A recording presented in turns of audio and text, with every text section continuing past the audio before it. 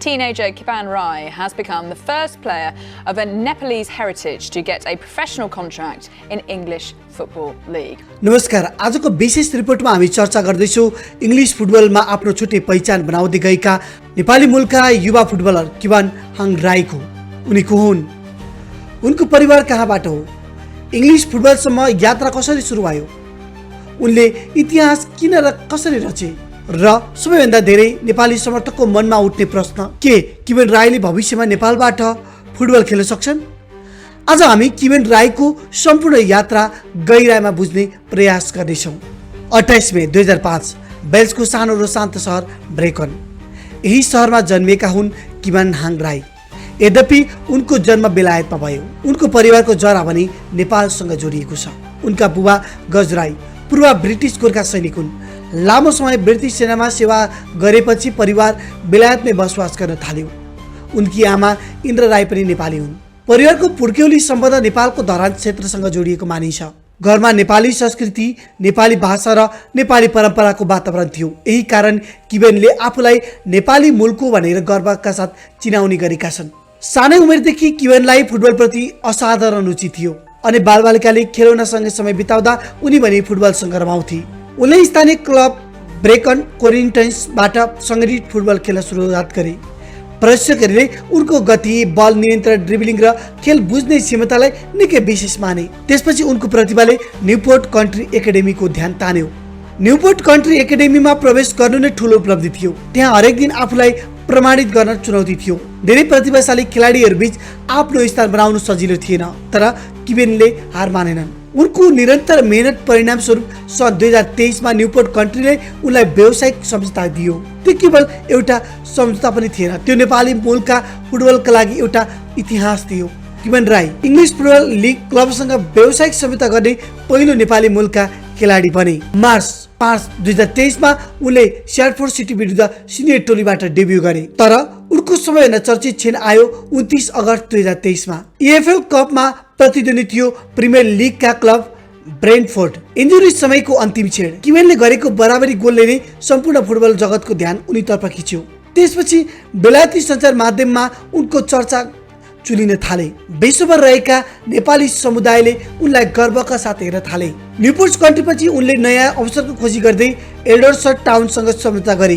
अझ धेरै खेल समय र अनुभव प्राप्त गर्न उनी म्यान्चेस्टर टाउनमा लोनमा पुगे। त्यहाँ पनि उनले आफ्नो प्रदर्शनबाट भविष्यका लागि सकारात्मक सङ्केत दिइरहेका छन्। किपान आक्रमणमुखी मिडफिल्डर हुन्, तर आवश्यकता अनुसार विङ्गर वा फरवार्डप्रति भूमिका निर्वाह पनि गर्न सक्छन्। उनको मुख्य विशेषता तीव्र गति, उत्कृष्ट ड्रिबलिङ, बल नियन्त्रण, सृजनात्मक पास, विपक्षीको डिफेन्स छोड्ने क्षमता, निर्णायक क्षेत्रमा गोल गर्ने आत्मविश्वास। यही कारण धेरै प्रशिक्षकले उनलाई भविष्यका प्रतिभाशाली खेलाडीको रूपमा हेर्न थालेका छन्। अब धेरैको प्रश्न यही कुरामा उब्जिन्छ, के किपान राई नेपालबाट खेल्न सक्छ? सायद अहिले सबैभन्दा धेरै सोधिने प्रश्न यही।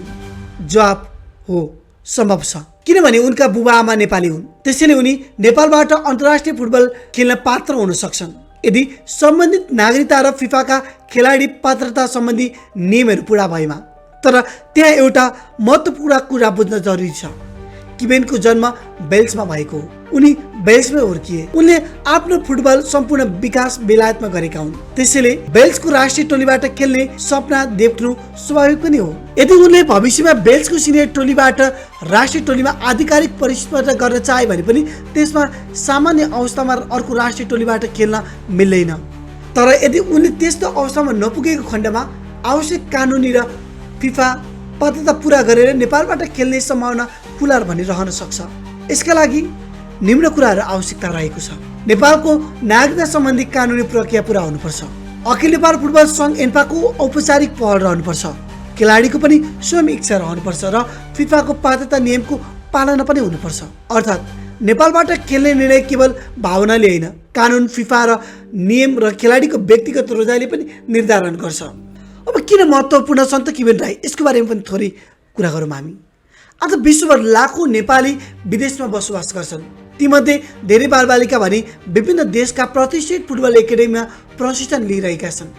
किवेन राईको सफलताले उनीहरूलाई एउटा सन्देश दिएको छ। नेपाली मूल हुनु कमजोरी होइन, पहिचान पनि हो। मेहनत, अनुशासन र अवसर पाए संसारको जुनसुकै लिगमा पनि नेपाली मूलका खेलाडी चम्किन सक्छन्। यसको उदाहरण हुन् किवेन राई। किवेन राई अहिले एउटा फुटबलर मात्र होइन, उनी एउटा सम्भावनाको प्रतीक पनि हुन्।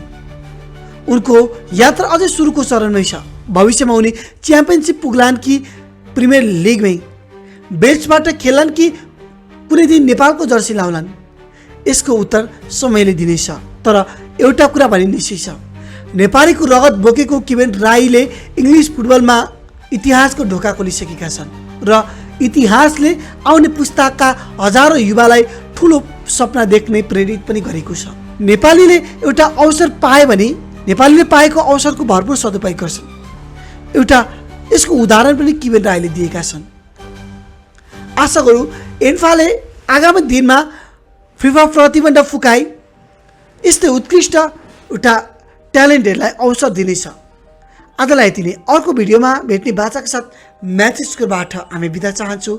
एक लाइक र एक सब्सक्राइब गर्न नभुल्नुहोला।